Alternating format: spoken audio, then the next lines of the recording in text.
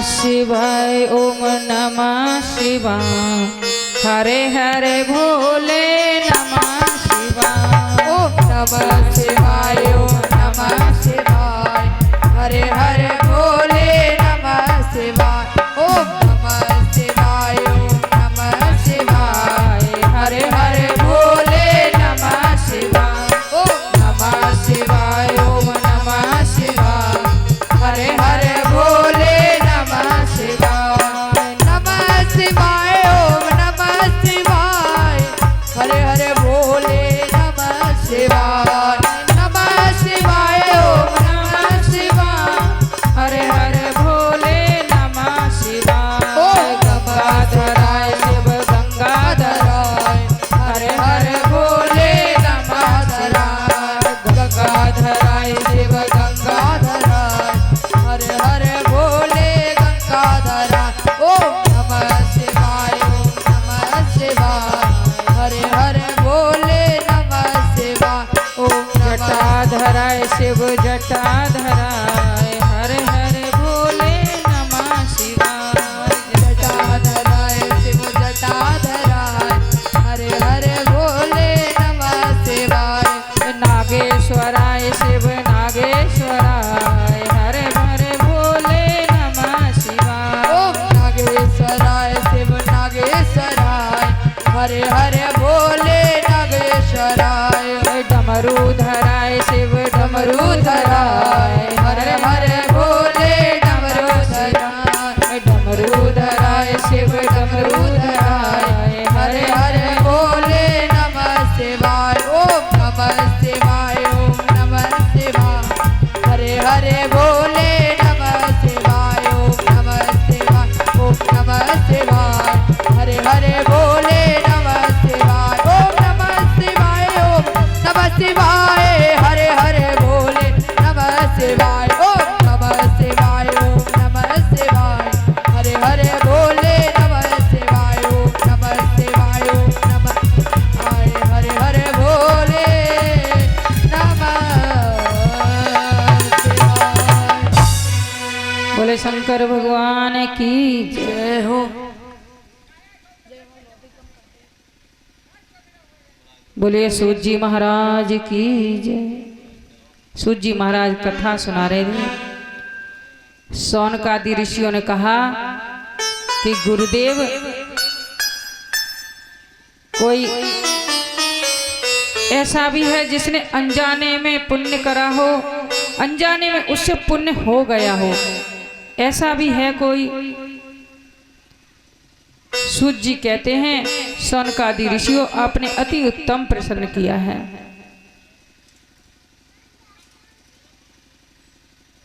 One में एक भील राज रहता था। भील रहता था और वो अपने परिवार का पालन पोषण शिकार खेल करके ही करता था। उसने उसका यही व्यवसाय था कि ये व्यवसाय था कि वो अपना और कुछ कार्य नहीं करता था, शिकार खेल करके ही परिवार का पालन करता था। एक दिन कई दिन हो गए और परिवार को कुछ खाने को नहीं मिला। जब वो जाने लगा तो परिवार वालों ने कहा कि हमें बहुत भूख लगी है, हमें कुछ खाने को दो। उसने धनुष बाण उठाए और वन की ओर चला गया।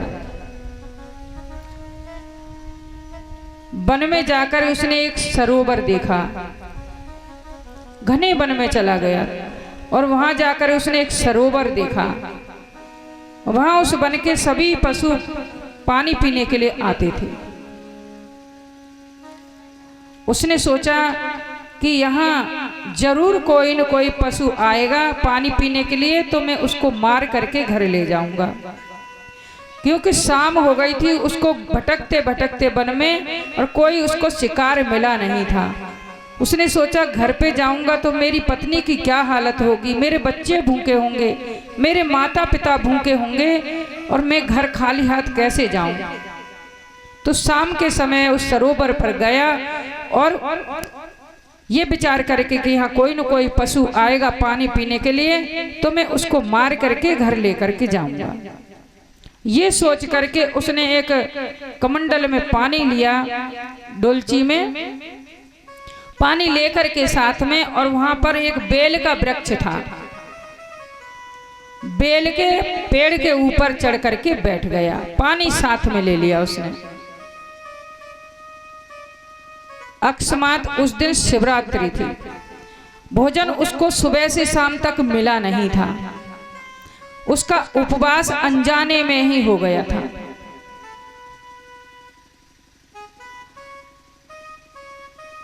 और जब शाम के समय एक हिरनी वहां पर पानी पीने के लिए आई, और वो धनुष बाण लेकर के ऊपर बैठा था। जब हिरनी पानी पीने आई तो उसने अपने धनुष बाण संभाले मारने के लिए, तो उसके पास जो जल था ना, उसमें से थोड़ा जल नीचे गिर गया और कुछ पत्ते बेल के टूट करके नीचे गिरे, और वो संभल गया, और संभाल के उसने धनुष पे जैसे बाण चढ़ाया तो खड़खड़ाहट की आवाज सुन करके वो हिरनी उधर को देखने लगी। हिरनी ने कहा, ब्याद तुम क्या करना चाहते हो? ब्याद ने कहा कि मेरे परिवार वाले भूखे हैं, सो मैं तुम्हें मार करके उनको भोजन कराऊंगा।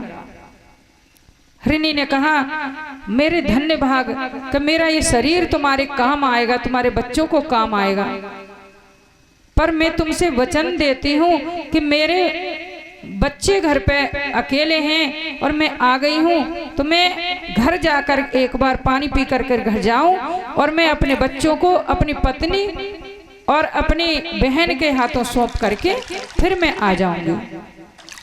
ब्याद ने कहा, तुम्हारी बात पर भरोसा कैसे करूं? तो हिरनी कहने लगी कि जो विश्वासघात करते हैं, जो झूठ बोलते हैं, दूसरे का धन हड़प लेते हैं और गद्दारी करते हैं और ब्रह्म हत्या करते हैं, जगत में जितने पाप हैं वो सब मुझे लग जाएं अगर मैं ना आऊं तो। हिरनी ने उससे अनेकों प्रकार की कसमें खाई कि तुम मुझे एक बार जाने दो, मैं अपने बच्चों को अपने पति के हाथ में सौंप दूंगी और अपनी बहन के हाथ में, फिर मैं तुम्हारे पास आ जाऊंगी, तुम मुझे मार करके ले जाना। ब्याद ने कहा कि आ जाना, कहीं बहाना बना के जा रही हो? कि नहीं, मुझे मेरे ऊपर विश्वास करो, मैं आ जाऊंगी, क्योंकि विश्वास पे ही, सत्य पे ही धरती टिकी हुई है। सत्य के ही सहारे ब्रह्मा सृष्टि रचना करते हैं, सत्य के ही सहारे भगवान विष्णु सृष्टि का पालन करते हैं, और सत्य के ही सहारे भगवान महेश्वर इस जगत का संहार करते हैं। सत्य पे दुनिया टिकी है। हिरनी ने ऐसे वादा किया। ब्याद ने कहा कि ठीक है, तुम जाओ, जल पियो और जाओ। हिरनी ने सरोवर में जल पिया और वो अपने घर चली गई। हिरनी को देर होती देख करके उसकी बहन जल पीने के लिए आ गई। वो घर पहुंची और उसकी बहन सरोवर पे आ गई। तब तक दूसरे पहर की पूजा होने जा रही थी। एक पहर की पूजा उसकी हो गई, जल गिर गया, बेल के पत्ते गिर गए। उस बेल के पेड़ के नीचे बहुत प्राचीन शिवलिंग बना हुआ था, वो दिखाई नहीं दे रहा था, पत्तों से ढका हुआ था, पहले पत्ते इतने गिरे हुए थे। तो उसकी एक पहर की पूजा हो गई। दूसरे पहर हुआ तब तक दूसरी हिरनी आ गई। जब उसने फिर धनुष बाण संभाले और धनुष पे बाण चढ़ाने लगा, वैसे ही उसके जो पात्र में जल था वो फिर गिर गया छलक के, वो शिवलिंग पे चढ़ गया और पत्ते कुछ टूटे और फिर चढ़ गए। ये उसकी दूसरे पहर की पूजा हो गई। जब खड़खड़ाहट सुनी तो हिरनी बोली, ब्याद तुम क्या करने जा रहे हो, क्या करना चाहते हो? ब्याद ने कहा, मेरे घर वाले बहुत भूखे हैं, 3 दिन से कुछ खाया नहीं है, मैं तुमको मार करके अपने घर वालों की भूख मिटाऊंगा। हिरनी बोली कि देखो व्याध, मैं तुम्हें भगवान की सौगंध देती हूँ, गंगा मैया की सौगंध ले लो। जितने संसार में पाप होते हैं, जैसे लोग किसी के घर में आग लगा देते हैं, किसी का धन हड़प लेते हैं, धरोहर पचा जाते हैं, ऐसे अनेकों अनेकों पाप होते हैं। वो सब पाप मुझे लग जाए अगर मैं लौट कर ना आऊं तो। बहुत सारी कस्में उसने भी सत्यता का वर्णन किया कि सत्य पे ही संसार चलता है, अगर सत्य संसार से हट जाएगा तो ये संसार पाताल में चला जाएगा। सत्य से दुनिया टिकी हुई है और मैं सत्य कहती हूं कि मैं जरूर आ जाऊंगी। व्याध ने कहा कि ठीक है, तुम जल पियो और जाओ, फिर तुम जल्दी आना। हिरनी चली गई अपने घर। तभी वहां एक हष्ट पुष्ट हिरन आया। हिरन को देख करके व्याध बड़ा प्रसन्न हुआ कि ये तो खूब अच्छा हष्ट पुष्ट है, इससे तो मेरे परिवार की अच्छी तरह भूख मिट जाएगी। और फिर उसने हिरन के ऊपर जैसे धनुष बाण चढ़ाने की कोशिश की, वैसे ही फिर थोड़ा सा जल गिरा और पत्ते टूट करके गिर गए। खड़खड़ाहट की आवाज हुई। व्याध ने कहा व्याध ने कहा कि तुम हिरन ने कहा कि व्याध तुम क्या करना चाहते हो, क्या करने जा रहे हो? व्याध ने कहा मेरे परिवार वाले बहुत भूखे हैं, सो मैं तुम्हें मार करके उनकी भूख मिटाऊंगा। हिरन ने कहा मेरे तो धन्य भाग हो गए कि किसी परोपकार में मेरा ये शरीर काम आ जाएगा, मेरा ये हष्टपुष्ट शरीर तुम्हारे परिवार के काम आ जाएगा, इससे बढ़ के कोई बात नहीं है। आज मैं धन्य हो गया, मैंने ये शरीर प्राप्त करके और परोपकार आज कर लिया तो मेरा जीवन सफल हो जाएगा। मुझे बड़ी प्रसन्नता हो रही है कि तुम्हारे परिवार की भूख मेरे शरीर से मिट जाएगी। पर मैं तुमसे एक वादा करता हूं कि मेरे बच्चे, मेरी बीवी अकेली है, सो मैं जाकर के अपने बच्चों को और उनको समझा करके आ जाऊंगा, फिर तुम मुझे मार देना। व्याध ने कहा ऐसे कई आए और चले गए, अभी तक लौट के कोई नहीं आया। ये उसकी चौथे पहर की पूजा हो गई। दोबारा से जैसे धनुष बाण चढ़ाया, फिर पत्ते गिरे, जल गिरा और महादेव की चौथे पहर की ये पूजा रात्रि की हो गई।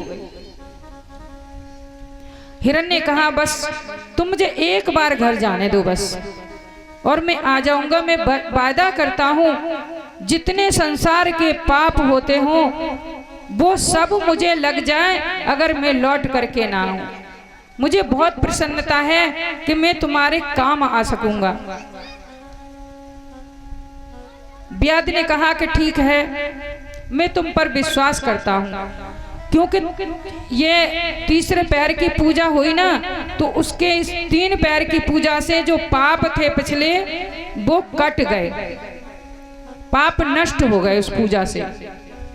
पहली पूजा से कुछ पाप कटे, दूसरे से और ज्यादा, और तीसरी पूजा से, तीसरे पैर की जब पूजा हुई तो उसके पाप नाम मात्र को रह गए, सारे पाप उसके भस्म हो गए।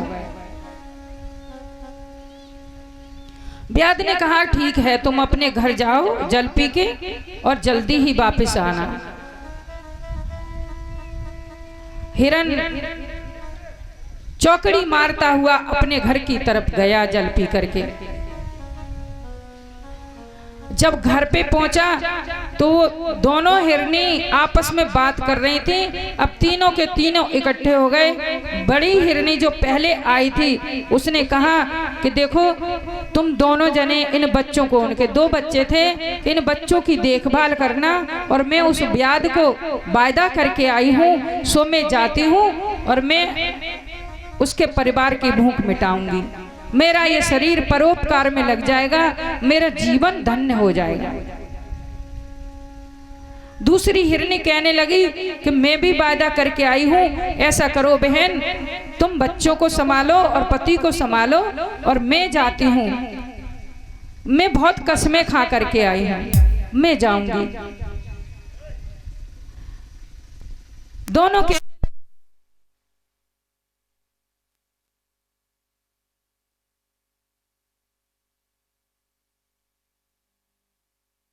आपस में पत्नियां बोली उनकी कि देखो हम कहां से कमा के लाएंगे, हम तो शिकार करना भी नहीं जानती अच्छी तरह, और आप तो शिकार करके लाओगे, बच्चों का पेट भर दोगे और हम बच्चों को कैसे पाल पाएंगे, तो हम दोनों चली जाते हैं और तुम बच्चों की देखभाल करो।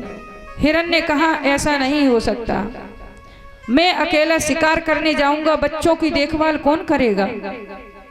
आपस में ऐसे पूरा परिवार बातें कर रहा है। हिरण्य और हिरनियों ने कहा कि हम एक दूसरे के बिना नहीं रह सकते। बच्चों को उन्होंने पड़ोसियों के हवाले कर दिया कि हमारे बच्चों की देखभाल करना, और हम तीनों ही वचन दे करके आए हैं तो हम तीनों को ही जाना बनता है। बच्चों को पड़ोसी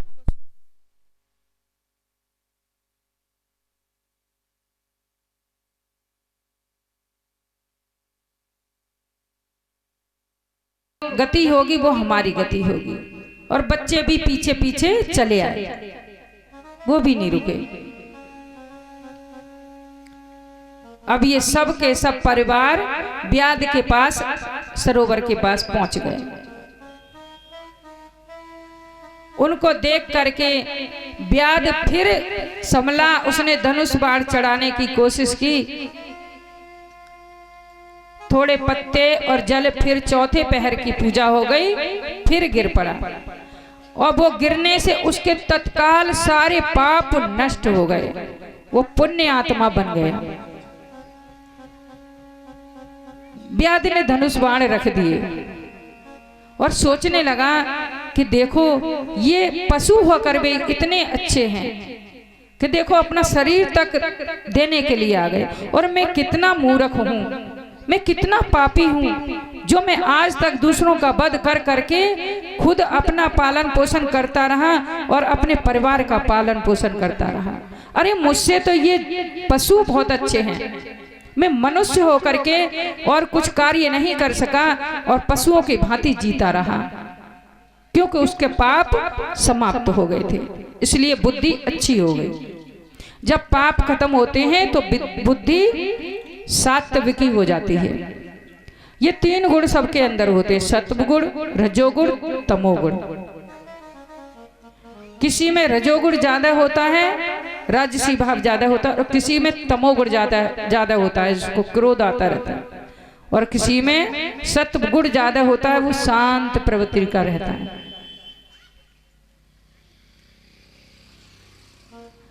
और कभी कभी ऐसा होता है सत्व गुण को दबा करके तमोगुण बढ़ जाता है, तो उस समय हमें नींद आती है, गुस्सा आती है, अच्छा नहीं लगता, ऐसी वृत्ति बन जाती है। और कभी कभी सत्व गुण को और तमोगुण को दबा करके रजोगुण बढ़ जाता है, तब हमारी इच्छा करती है मौज मस्ती करें, हम अच्छा खाएं, अच्छा पहने, घूमें इधर उधर, तब ऐसा भाव, राजाओं जैसा भाव हो जाता है।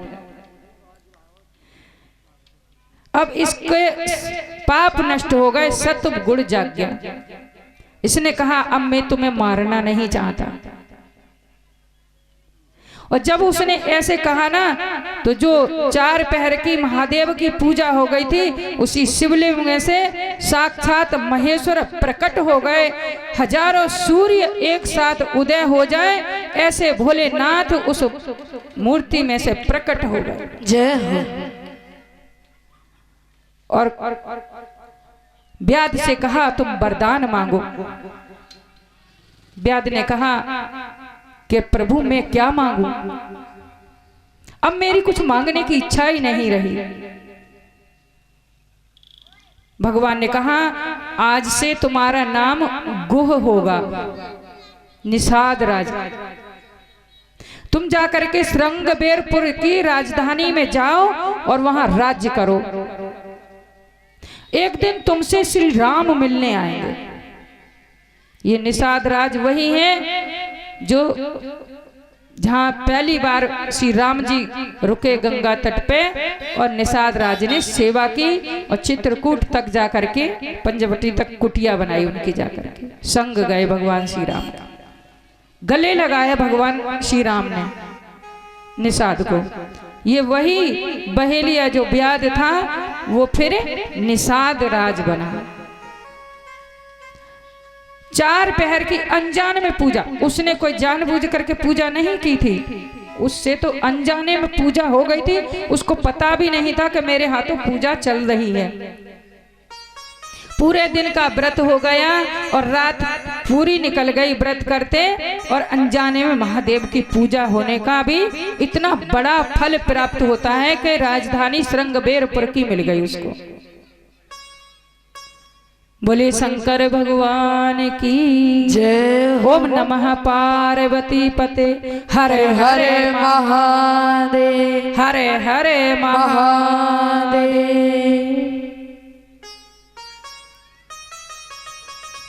एक छोटा सा भजन, ज्यादा बड़ा नहीं। बोले राजा रामचंद्र भगवान की जय, बोले शंकर भगवान की जय। की गए नैनाथ की गए राह निहारो, राम अब देर ना करो। नैनाथ की गए, हाँ नैनाथ की गए राह निहारो, कन्हैया अब देर ना करो। देर ना करो कन्हैया, देर ना करो, देर ना करो कन्हैया, देर ना करो।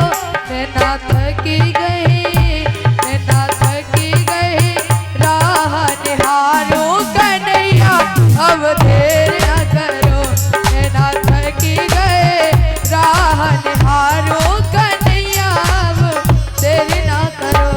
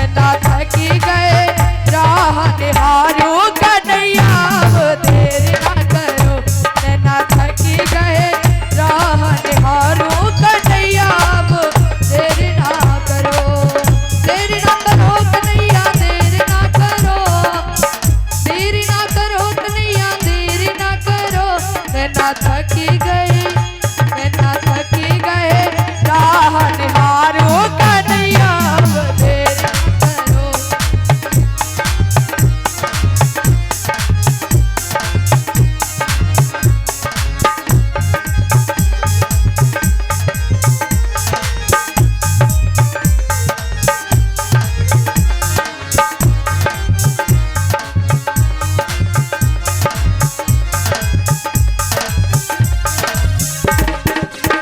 मेरे कन्हैया श्याम मुरारी मेरे कन्हैया श्याम मुरारी नाथ मेरे प्रभु तुम पुकारी नाथ मेरे प्रभु तुम पुकारी ओ खुद कर दीजिए खुद कर दीजिए मैं मापार हो मेरे भाग्य बिहारी खुद कर दीजिए मैं मापार हो मेरे भाग्य बिहारी नैना थकी गए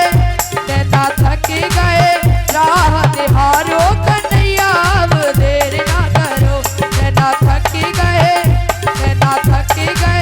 राह निहारो कन्हैया अब देर ना करो कन्हैया देर ना करो कन्हैया देर ना करो ओ नैना थकी गए दोनों हाथ ऊपर करके मीठी मीठी तालियों के साथ नैना थकी गए ओ नैना थकी गए राह निहारो कन्हैया अब देर ना करो नैना थकी गए राह निहारो कन्हैया अब देर ना करो कन्हैया अब देर ना करो कन्हैया अब देर ना करो कन्हैया अब देर ना करो। बोलिए वृंदावन बिहारी लाल की की जय। शिलाद मुनि अंधे थे। एक दिन उनके पितरों ने सपने में उनको आदेश दिया और कहा कि तुम्हारे कोई भाई नहीं है और तुम्हारे भी कोई पुत्र नहीं है, तुम पुत्र प्राप्ति के लिए तपस्या करो। शिलाद मुनि ने भगवान शंकर की तपस्या शुरू कर दी। इंद्र की तपस्या शुरू की और इंद्र प्रसन्न होकर के उनके सामने आए। इंद्र प्रसन्न होकर के उनके सामने आए, दर्शन दिए और कहा वरदान मांगो। उन्होंने कहा मुझे अयोनिजा अजर अमर मृत्युहीन पुत्र चाहिए, जिसकी मृत्यु ना हो, ऐसा मुझे पुत्र चाहिए। इंद्र ने कहा कि मैं ऐसा वरदान नहीं दे सकता, क्योंकि देवता भी अमर नहीं है। कल जब प्रलय होती है तब देवताओं को भी मरना पड़ता है कल्प के अंत में। शिलाद मुनि कहने लगे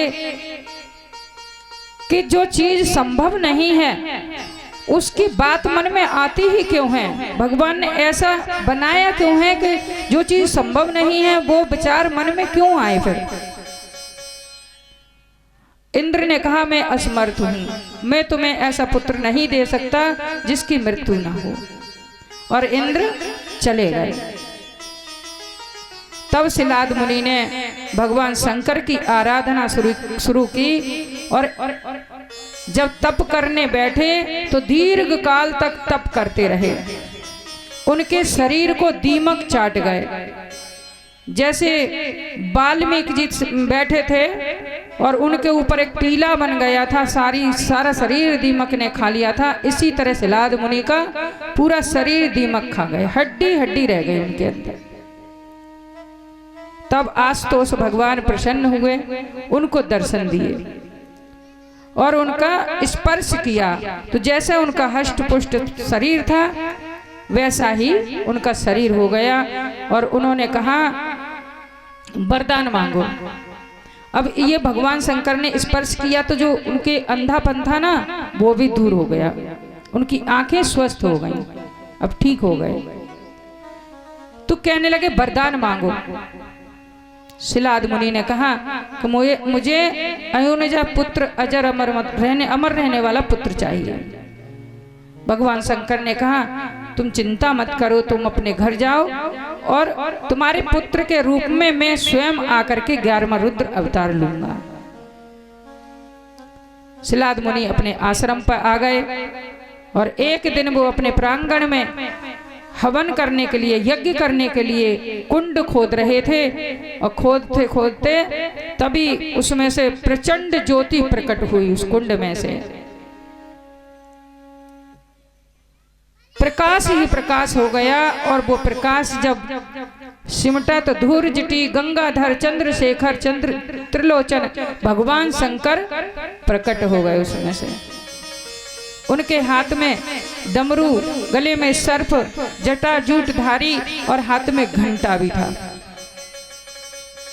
और जैसे वृषभ की तरह आवाज करने लगे। शिलाद मुनि प्रसन्न हुए और उन्होंने उनको प्रणाम किया। उस समय देवता फूल बरसाने लगे। शिलाद मुनि ने कहा तुमने मुझे आते ही प्रसन्न किया है, सुख दिया है, आनंद दिया है, इसलिए तुम्हारा नाम नंदी होगा। और वो नंदी भगवान शंकर के फिर गढ़ नंदीश्वर बने। उन्होंने बहुत तपस्या की, तपस्या करके फिर भगवान शंकर को उन्हें प्रसन्न किया और भगवान शंकर अपने साथ उनको शिवलोक ले गए और मरुत की कन्या के साथ उन्होंने, मरुत की कन्या है सुईसा, उसके साथ नंदीश्वर का विवाह कर दिया और उनसे कहा तुम वरदान मांगो। तो उन्होंने मांगा कि आपकी कृपा हम पे हमेशा बनी रहे और हमारे अंदर आपकी भक्ति बढ़ती रहे, हमेशा हम आपकी सेवा करते रहें, यही हमें वरदान चाहिए। मैया पार्वती ने सुईसा से कहा तुम भी वरदान मांगो। उन्होंने कहा जो मेरे पति ने मांगा है वो मुझे बहुत अच्छा लगा, हमारी भक्ति आप लोगों में बनी रहे और हम आपकी सेवा करते रहे, आपकी कृपा हम पर सदा बनी रहे। बोले शंकर भगवान की जय।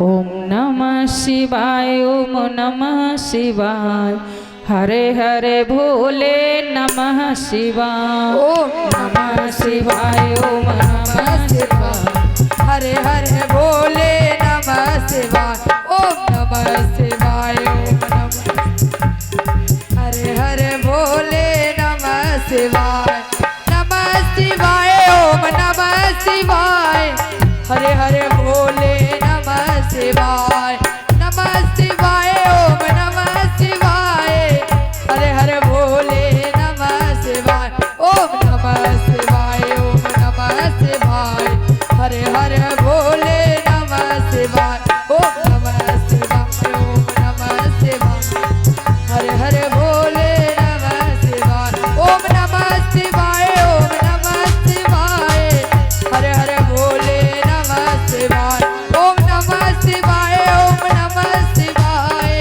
हरे हरे भोले नमः शिवाय, ओम नमः शिवाय, ओम नमः शिवाय, हरे हरे भोले नमः शिवाय, ओम नमः शिवाय, ओम नमः शिवाय, हरे हरे भोले नमः शिवाय।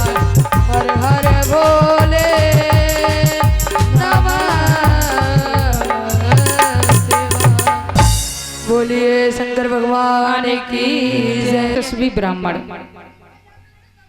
वहां निवास करते थे, उनके कोई संतान नहीं थी और उन्होंने भगवान शंकर की आराधना बहुत दिनों तक की। उनकी कृपा से उनकी पत्नी गर्भवती हुई, मगर जो बालक गर्भ में आया ना वो इतना भयभीत था, इतना उसको भय लगा कि 4 साल तक वो गर्भ से बाहर नहीं आया। माता परेशान होने लगी तो उन ब्राह्मण ने कहा पुत्र तुम बाहर क्यों नहीं आते? तुम्हें पता है 84 लाख योनियों में मनुष्य योनि सबसे उत्तम है, इसको सब प्राप्त करना चाहते। देवता भी लालायित रहते हैं मनुष्य योनि के, और तुम मनुष्य योनि का त्याग क्यों कर रहे हो? अपमान क्यों कर रहे हो? तब उसने कहा कि मुझे भगवान श्री हरि की माया लग जाएगी, इसलिए मैं बाहर नहीं आना चाहता, मैं गर्भवास में ही भजन करता हूं भगवान शंकर का।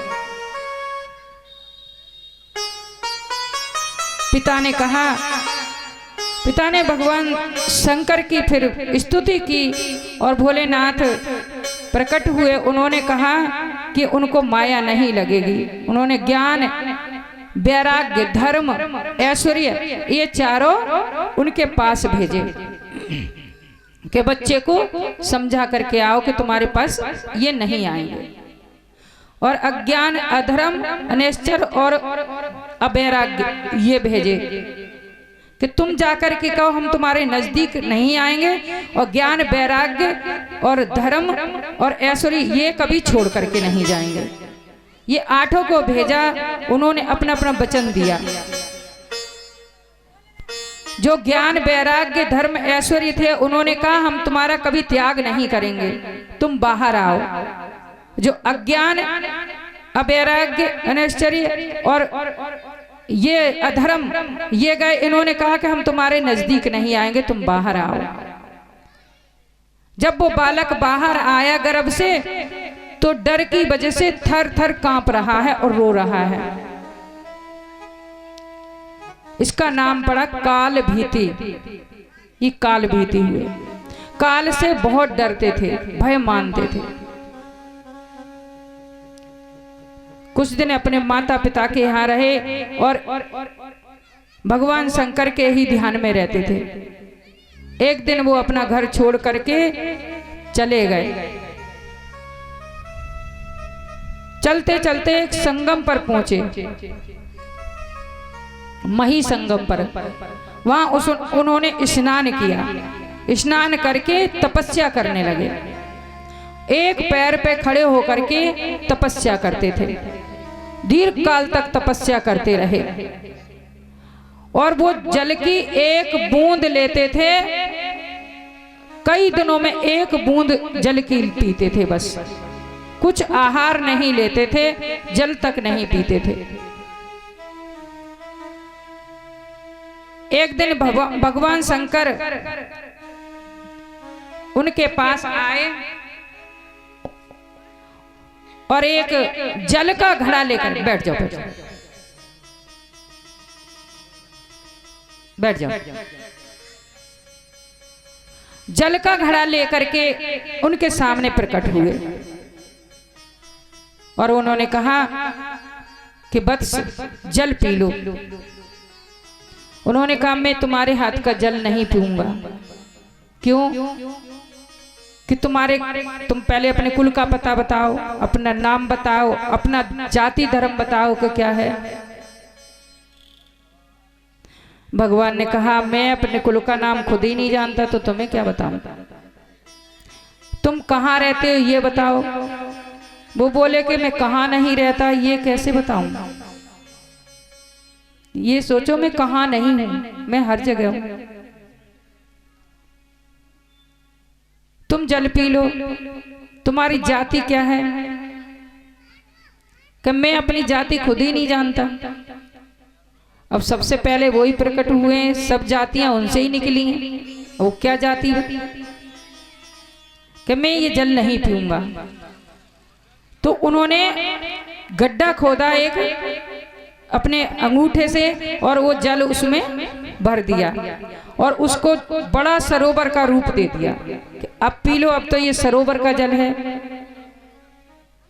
कि मेरे सामने ही तो अभी भरा है, इसको तुमने अपने अंगूठे से खोद के और सरोवर बना दिया और जल भर दिया। घड़े का ही तो जल है, मैं क्यों पीऊं? कि जल तो पवित्र होता है, जल में दोष नहीं मानना चाहिए। कि मैं आंखों का देखा हुआ कैसे खा लूं? आंखें देखी मक्खी तो नहीं खाई जाती। तुमने ही तो भरा है अभी।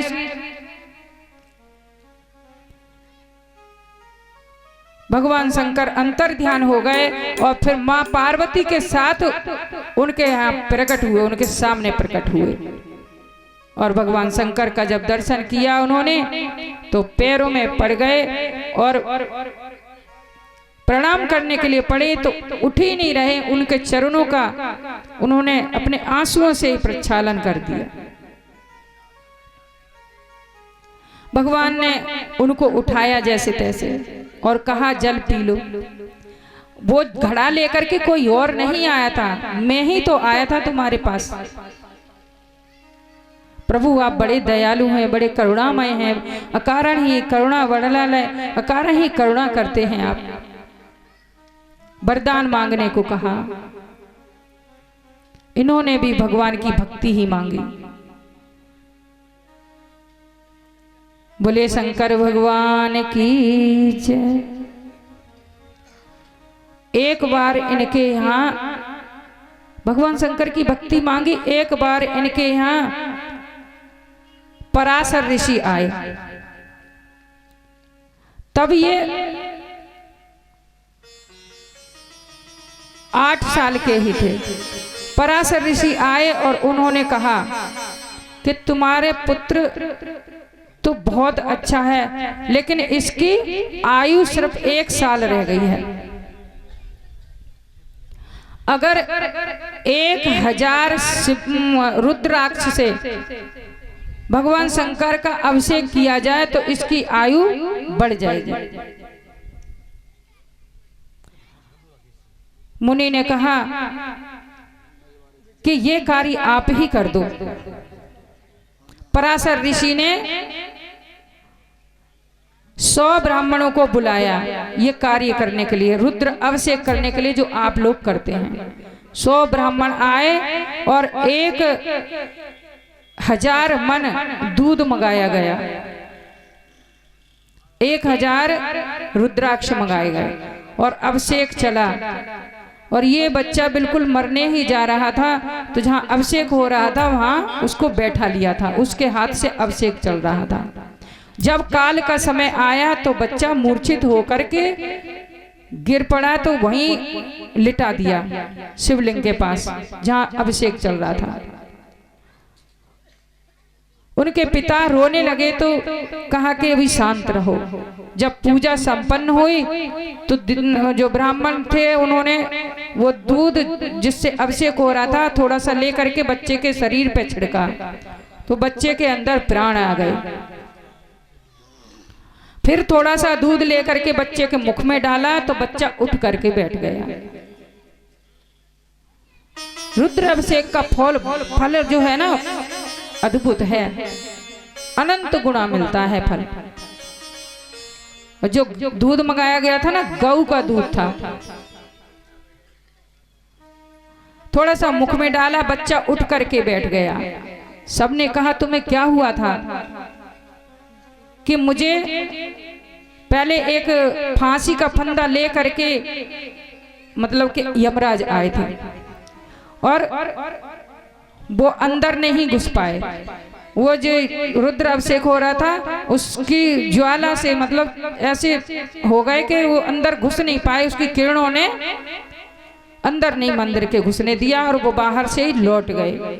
फिर थोड़ी सी देर बाद एक भैंसे पे बैठ करके काला पुरुष आया, भयानक शकल भयानक आकृति का वो काला पुरुष आया। मंदिर के दरवाजे पे उसने अपने उसको भैंसे को खड़ा किया और अंदर आ गया फांसी लेकर के, और मुझे फांसी का फंदा डाल करके ले गया। जैसे वो मुझे ले जा रहा था वैसे ही उधर से गौर वर्ण के कर्पूर वर्ण के और जटा लाल और बड़े सुंदर जटा जूटधारी एक पुरुष आया। उसको देख करके वो अपने भैंसे से कूद पड़े और उनको प्रणाम किया और उनका पूजन किया। उन्होंने कहा मैंने इस बच्चे को अभय दिया है, तो उन्होंने मुझे छोड़ दिया। तभी मैंने ये यहाँ आवाजें सुनी तो मैं उठ करके बैठ गया, तुमने मुझे दूध पिला दिया। तो भगवान शंकर की कृपा से मृत्यु पे भी, मृत्युंजय मंत्र से मृत्यु पे भी विजय प्राप्त करी जा सकती है। बोले शंकर भगवान की जय हो। माता पार्वती और भोले बाबा उनको आशीर्वाद दे करके वाराणसी में घूमने के लिए चले गए। और बड़ा सुंदर सुंदर बाजार है वाराणसी में। भोले बाबा ने कहा गौरा से कि देखो नई नई दुकानें खुली हैं, तुम्हें कुछ लेना है तो ले लो। भोले बाबा कहते हैं काशी में खुली है दुकान, गौरा रानी क्या लेओगी। काशी में खुली है दुकान, गौरा रानी क्या लेओगी। काशी में खुली है दुकान, गौरा रानी क्या लोगी। काशी में खुली है दुकान, गौरा रानी क्या लेओगी। क्या लेओगी गौरा क्या लोगी। क्या लेओगी गौरा क्या लेओगी। काशी में खुली है दुकान, गौरा रानी क्या लोगी। काशी में खुली क्या लोगी।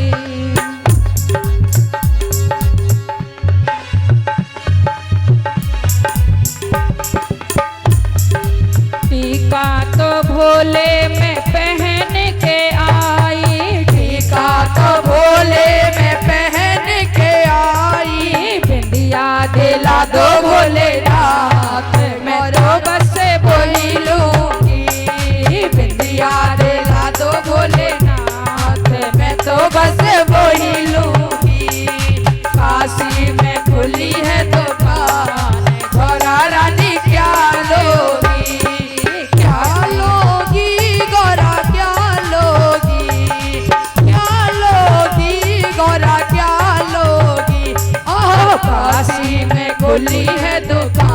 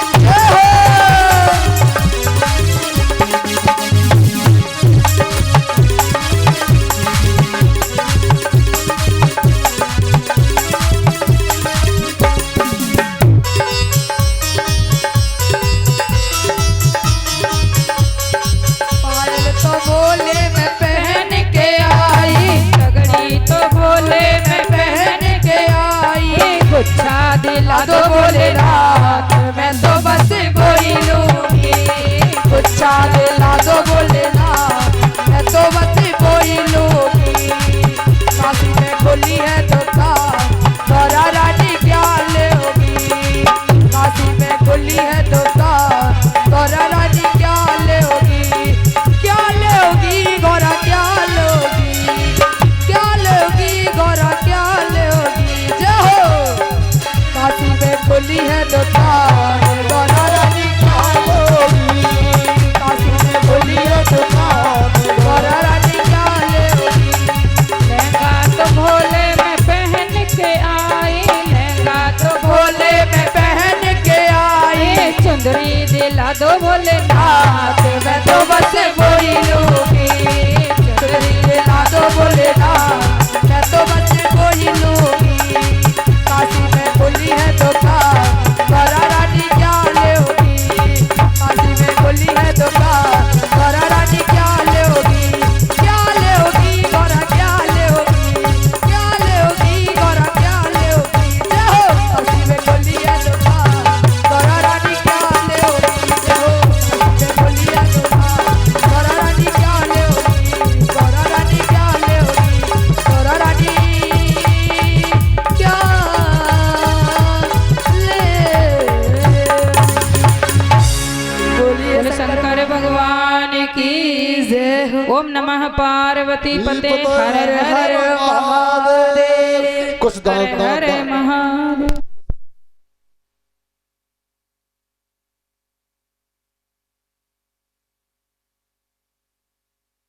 हुई ये धन आपका है। और वो वापिस आए और उन्होंने उनसे कहा कि प्रभु मुझे क्षमा कर दें और चरणों में पड़ गए मुझे क्षमा कर दें जो मैंने दुष्टता की उसके लिए मैं क्षमा मांगता हूँ। मेरे पिता ने कहा है कि ये सारा धन आपका है ये सारा धन आपका है आप ले जाइए। और इतना सुन के भगवान शंकर बहुत प्रसन्न हुए कहने लगे कि तुम्हारे पिता सत्य वक्ता हैं उन्होंने इतनी विपत्ति में भी सत्य बोला और तुम भी तुम्हारे पास अभी कुछ नहीं है तुम्हें धन की जरूरत है फिर भी तुमने लोभ बस भी असत्य नहीं बोला जो तुम्हारे पिता ने कहा वही आकर के कहा सो मैं तुमसे बहुत प्रसन्न हूं तुम्हें ये सारा धन ले लो। और उन्होंने वेदों का ज्ञान भी दिया उनको और कहा जब तुम्हें जरूरत हो तब याद करना तो मैं तुम्हें दर्शन दूंगा। सत्य बोलने वाले व्यक्ति मुझे बहुत पसंद आते हैं बहुत प्रसन्न करते हैं। और वो सब धन नाभाग को दे करके और ऊपर से और वेदों का ज्ञान दे करके आशीर्वाद दे करके भोलेनाथ अंतर ध्यान हो गए। बोले शंकर भगवान की जय। ओम नमः पार्वती पते हरे हरे महादेव हरे हरे महादेव हरे हरे महादेव। इक्ष्वाकु वंश में बड़े अच्छे अच्छे राजा हुए। राजा सगर की कथा आती है। इनके 2 रानियां थी। एक रानी से तो 60,000 पुत्र थे और एक रानी से केवल एक असमंजस थे। इन्होंने अश्वमेध यज्ञ करना चाहा और उसके लिए अश्व छोड़ा गया और वो अश्व घूमते घूमते इधर उधर घूम रहा था और उसको इंद्र ने चुरा करके कपिल मुनि के आश्रम में बांध दिया। जब अश्व लौट करके नहीं आया उसको खोज करने के लिए 60,000 पुत्र राजा सगर ने अपने भेज दिए। वो ढूंढ ढांड करके आ गए। जब अश्व नहीं मिला तो नारद जी बड़े गुप्त सूत को बोल जाते हैं कहने लगे तुम अपना अश्व धरा में ढूंढो। धरा यानी धरती में। उनको लगा कि धरती खोद करके ढूंढो ऐसा कह रहे हैं नारद जी। और उन्होंने धरती खोदनी शुरू कर दी। बंगाल की खाड़ी तक जहाँ कपिल मुनि का आश्रम है वहां तक की उन्होंने भूमि ऐसी खोदी कि खाई बना दी एक। और वो कपिल मुनि के आश्रम पे पहुंच गए। वहां घोड़े को बंधा हुआ देखा। कपिल मुनि अपने ध्यान में बैठे हुए हैं जोर जोर से 60,000 के 60,000 एक साथ चिल्लाने लगे, पकड़ो पकड़ो यही चोर है, इसको मारो। कपिल मुनि की शोर सुन के दृष्टि खुली और उन 60,000 के ऊपर पड़ी। 60 के 60,000 जल करके भस्म हो गए। कपिल मुनि के आश्रम पे ढेर लग गए, भस्म की ढेरियां लग गई। 60,000 भी लौट करके नहीं आए और अश्व भी नहीं आए। फिर उन्होंने अपने पोते अंशुमान को भेजा खोज करने के लिए। अंशुमान कपिल मुनि के आश्रम पे आए और उन्होंने उनकी स्तुति की। कपिल मुनि प्रसन्न हुए और उन्होंने कहा, ये तुम्हारा घोड़ा बंधा है, इंद्र ने ला करके यहाँ पे बांध दिया था, तुम इसको ले जा करके अपने दादा का यज्ञ संपूर्ण कराओ। उन्होंने पूछा, ये मेरे जो चाचा लोग हैं इनका उद्धार कैसे होगा? तब कपिल मुनि ने बताया कि गंगा के अवतरण से इनका उद्धार होगा। अश्व ले जाकर के यज्ञ पूरा कराया। अंशुमान ने तपस्या की गंगा के लिए। गंगा मैया नहीं आई, वो तपस्या कर करके उनका भी शरीर समाप्त हो गया। इनके पुत्र हुए दिलीप। फिर इन्होंने तपस्या की। बुलवा दो, नाम बता दो।